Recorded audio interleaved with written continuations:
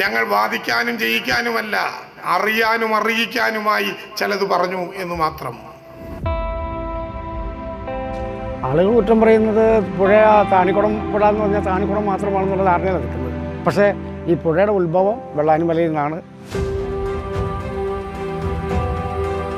താണിക്കുളം പുഴയ്ക്കൊരു ചരിത്രമുണ്ട്.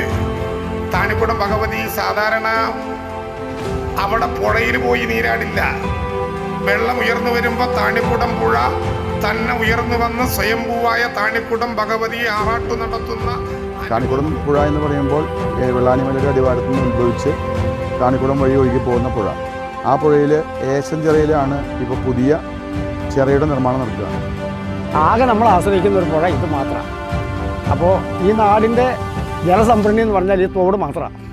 അപ്പോൾ ഈ പുഴയെ നവീകരിക്കുക, ഇത് തടയണകൾ കെട്ടി ഇതിനെ സംരക്ഷിച്ച് ഈ നാടിൻ്റെ കുടിവെള്ളക്ഷാമം പരിഹരിക്കണം തുടങ്ങി വളരെ മനോഹരമായ രീതിയിൽ നടന്നുകൊണ്ടിരിക്കുന്നു. ബഹുമാനപ്പെട്ട MLA ഞങ്ങളുടെ ഒപ്പമുണ്ട്, MLAയോടൊപ്പം ഞങ്ങളുമുണ്ട്. ഈ പദ്ധതികളെല്ലാം തന്നെ നല്ല രീതിയിൽ തന്നെ അത് മുന്നോട്ട് കൊണ്ടുപോകും, പൂർത്തീകരിക്കും.